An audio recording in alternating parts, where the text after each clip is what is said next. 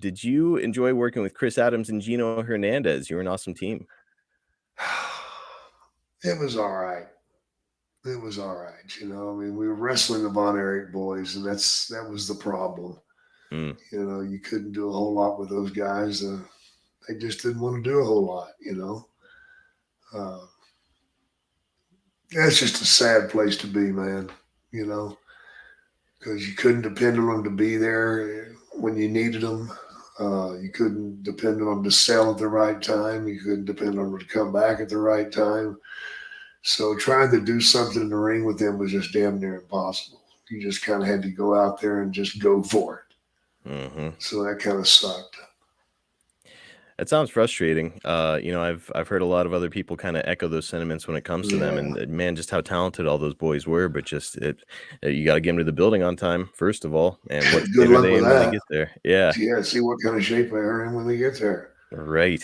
Now, Gino Hernandez, I was gonna actually bring him up last week, but we just Mm. didn't have enough time because I was looking through the Gino was notes. very talented. Yeah, yeah. Very talented. He could wrestle anywhere. As I was going through the notes, he passed away right around the time that your Yeah. rivalry with Murdoch was going on, and then he moved Yeah. on to the WWE. Not Gino, Murdoch. for crying out loud, I keep saying that. I know.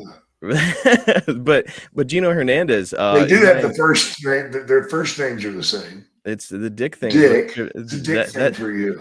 tripping me up. That dick is tripping me up. That's, that's always been my Manscaped to problem. the rescue. That's always been a problem for me. You gotta leave other guys' dicks alone. But Gino, I have to imagine that you've got some stories. I know that he was into the party scene a little bit, right? Yeah, he was. He was a wild child.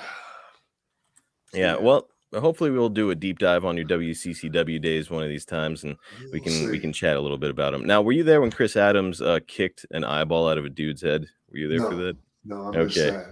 Probably a good thing. I think he did Was some it time for it. You're out of the ring. It was out of the ring. I believe it was actually a bartender, if I remember the story right. Wow. And they had some kind of a disagreement, and he hit him with a shoot super kick and knocked an eyeball out.